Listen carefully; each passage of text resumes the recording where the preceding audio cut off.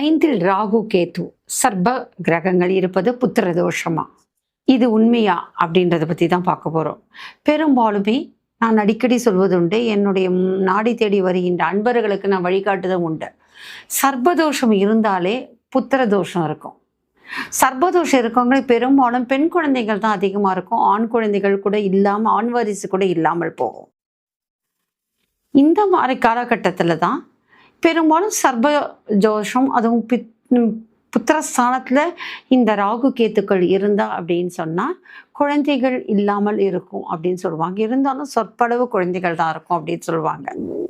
இந்த கூற்றை உடைக்கின்ற ஒரு ஜாதகம் கூட இருக்கு. எல்லாருக்கும் தெரிஞ்சது சொல்றேன். கவியரசு கண்ணதாசன் அவருக்கும் பார்த்தோம் அப்படின்னா சிம்மத்திலேருந்து 5ஆம் வீடு தனுர் ராசியில குருவோட வீட்டுல அங்க கேது பகவான் இருக்கிறாங்க. ராகு கேத்து புத்திர தோஷம் கொடுக்கின்ற நேரத்துல அங்கே குரு இருந்தாலோ, குரு வீடாக இருந்தாலோ, குரு பார்வை இருந்தாலோ அங்கே அந்த புத்திர தோஷத்துக்கு நிவர்த்தி கிடைக்கும். ஏனென்று சொன்னால் குரு பகவான் புத்திரகாரகன்.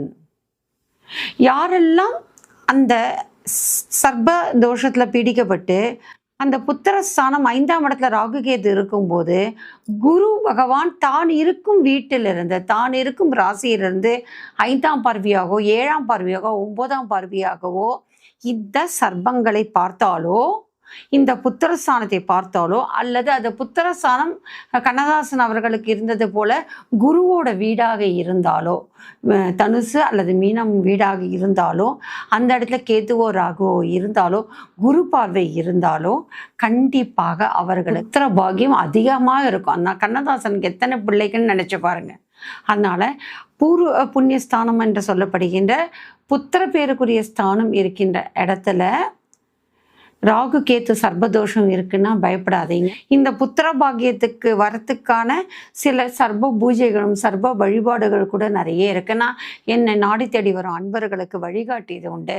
அதனால் 5ல் ராகு இருக்கு, 5ல் கேது இருக்கு, அதனால குழந்தையே இருக்காதுன்னு யாரும் சொன்னா பயப்படாதீங்க. அது மட்டும் இல்லை, குலதெய்வம் பெண் தெய்வமாக, குலதெய்வம் நாகத்தோட அம்சமாக இருக்கின்ற பட்சத்தில் கண்டிப்பாக பெண் குழந்தைங்களாவது அவங்களுக்கு கண்டிப்பாக பிறக்கும். இதை நான் பல பேருக்கு கணித்து சொல்லி அந்த வாக்கு உண்மையாகி அவர்களுக்கு மலடி என்ற பட்டம் இல்லாமல் குழந்தை பாகியத்தோடு வந்தவர்கள் பலர்.